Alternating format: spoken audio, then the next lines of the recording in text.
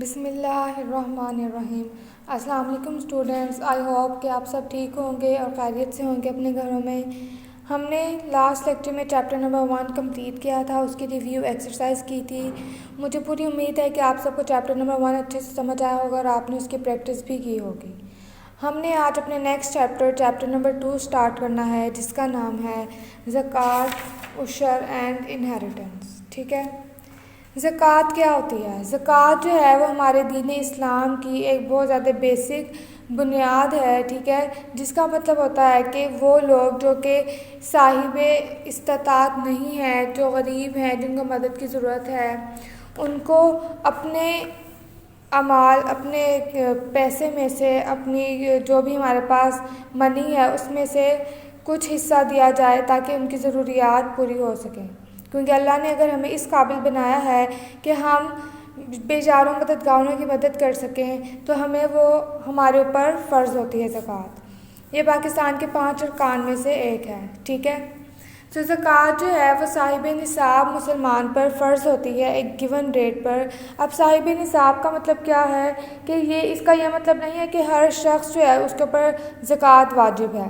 ठीक है, इसका मतलब ये है कि एक शख्स साहिब इस्तात होगा एक स्पेसिफ़िक कंडीशन के अकॉर्डिंगली, तब ही वो ज़कात को पे करेगा। अब एक शख्स जो कि ख़ुद मुश्किल से गुजारा कर रहा है, तो वो कैसे ज़कात दे सकता है? ठीक है, वो वैसे तो मदद कर सकता है अपनी तरफ से, उसका इतना बड़ा दिल है, लेकिन उसके ऊपर वो ज़कात देना जो है वो फ़र्ज़ नहीं होगी। जो साहिब निसाब मुसलमान होता है वो शख्स होता है जिसके पास 7.5 तोला सोना हो, या फिर 52.5 तोला चांदी हो, और इसके बराबर अगर मनी है एक इंसान के पास, एक मुसलमान के पास, तब उसके ऊपर ज़कात फ़र्ज़ होती है, अदरवाइज़ उसके पास ज़कात फ़र्ज़ नहीं होती। ठीक है, तो ज़कात सिर्फ वो मुसलमान अदा करता है जिसके पास 7.5 तोला सोना हो, या 52.5 तोला चांदी हो, या इसके बराबर मनी हो, तो उसके ऊपर ज़कात फ़र्ज़ होती है। और उसने एक स्पेसिफ़िक रेट के मुताबिक,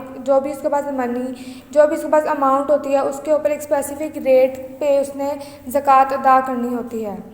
और ज़कात तब फ़र्ज़ होती है जब आपके पास तोला सोना पड़ा हुआ है, या चांदी पड़ा हुआ है, या पैसे पड़े हुए हैं, उसको पड़े हुए 1 साल गुजर गया हो। ठीक है, जब आपके पास इतनी अमाउंट 1 साल से ज़्यादा पड़ी होती है, तब आपके ऊपर ज़कात फ़र्ज़ होती है। ठीक है, ज़कात 2 तरह की वेल्थ में से, पैसों में से दी जाती है।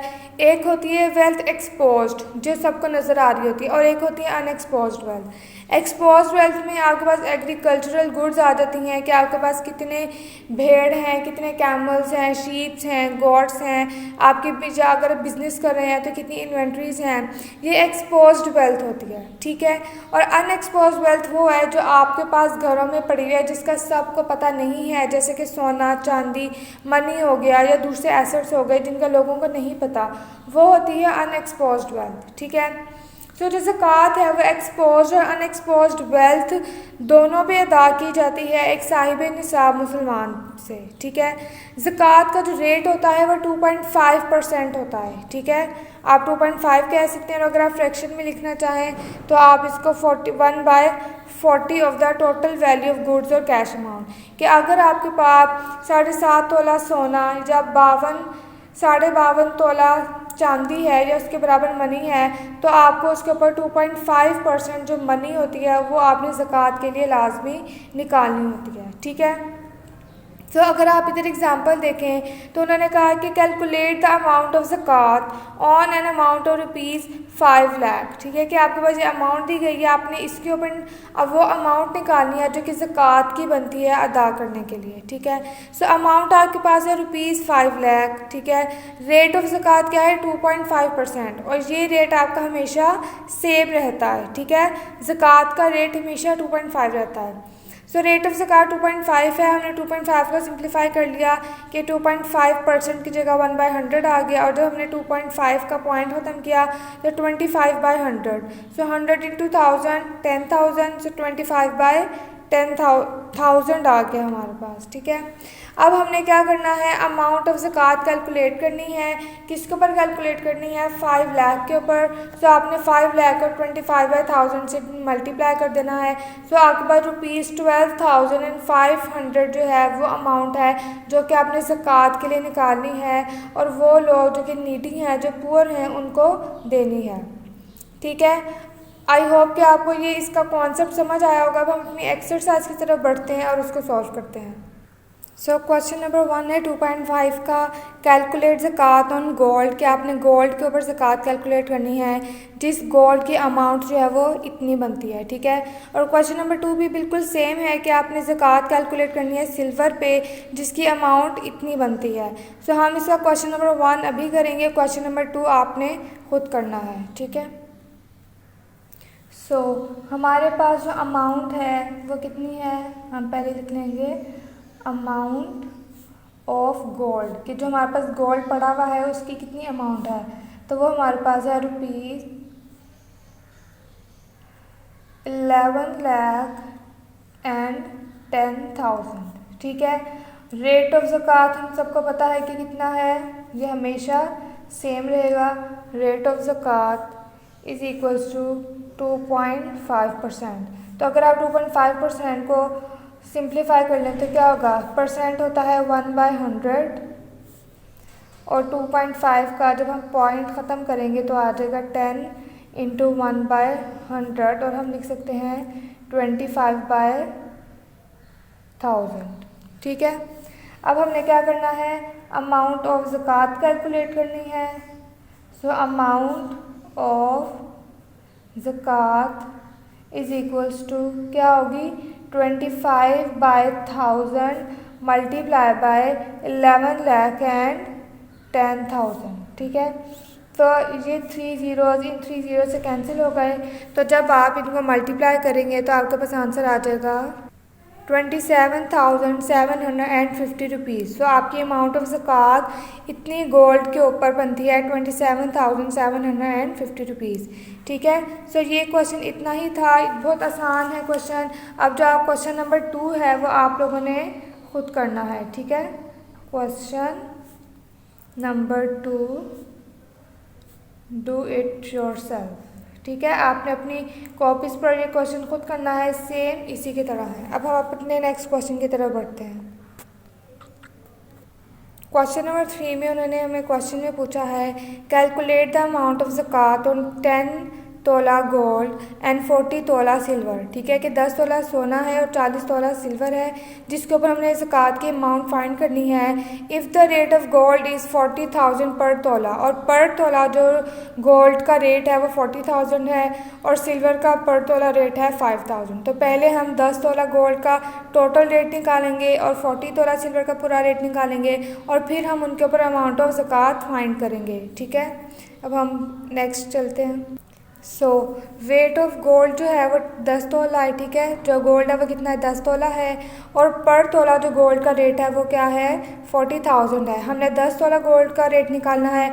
सो 10 को जब हम 40,000 से मल्टीप्लाई करेंगे तो ₹4 लाख जो है वो 10 तोला गोल्ड की अमाउंट आ जाएगी, कि 10 तोला गोल्ड जो है वो कितने का है। ठीक है, अब इसी तरह हम सिल्वर का भी टोटल 40 तोला सिल्वर है तो 40 तोला सिल्वर की अमाउंट निकाल लेंगे। सो वेट ऑफ सिल्वर जो है वो 40 तोला था। हमारे पास जो चांदी था वो 40 तोला था, और पर तोला चांदी का रेट था 5,000। सो 40 तोला चांदी की कीमत क्या होगी, ₹2 लाख। ठीक है, अब हमने क्या करना है, हमारे पास गोल्ड और सिल्वर था। ठीक है, गोल्ड के ऊपर अलग और सिल्वर के ऊपर अलग ज़कात नहीं बनेंगे, बल्कि इनको टोटल करके जितनी भी इनकी अमाउंट बनेगी उसके ऊपर हमने 2.5% ज़कात की अमाउंट निकालनी है। ठीक है, तो हम क्या करेंगे, अब अपने गोल्ड जितनी भी अमाउंट गोल्ड की है उसको और सिल्वर की अमाउंट को ऐड करेंगे और अपनी टोटल अमाउंट देख लेंगे कि हमारे पास कितनी अमाउंट पड़ी हुई है। So total amount is equals to, जो हमारे पास गोल्ड है वो कितना है, 4 लाख, प्लस चांदी की क्या प्राइस है, 2 लाख। सो जब हम इन दोनों को ऐड करेंगे तो हमारे पास टोटल कीमत आ जाएगी जितना हमारे पास मनी पड़ी हुई है। सो वह कितनी आ जाएगी, 6 लाख। ठीक है, 6 लाख रुपीज़। तो ये टोटल अमाउंट ऑफ मनी है जो हमारे पास पड़ी हुई है, और ये 7.5 तोले सोने से ज़्यादा है, ठीक है, और 52.5 तोले चांदी से भी ज़्यादा है, इसलिए इसके ऊपर ज़कात हमारे ऊपर फ़र्ज़ है। तो अब हम 2.5% निकाल लेंगे कि कितनी ज़कात बनती है।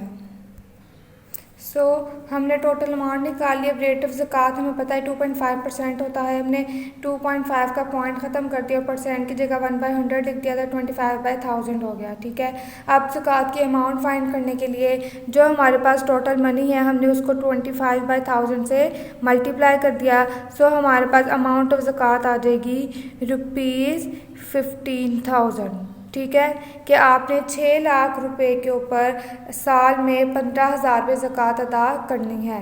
ये हमारा 2.1 का क्वेश्चन नंबर 3 था।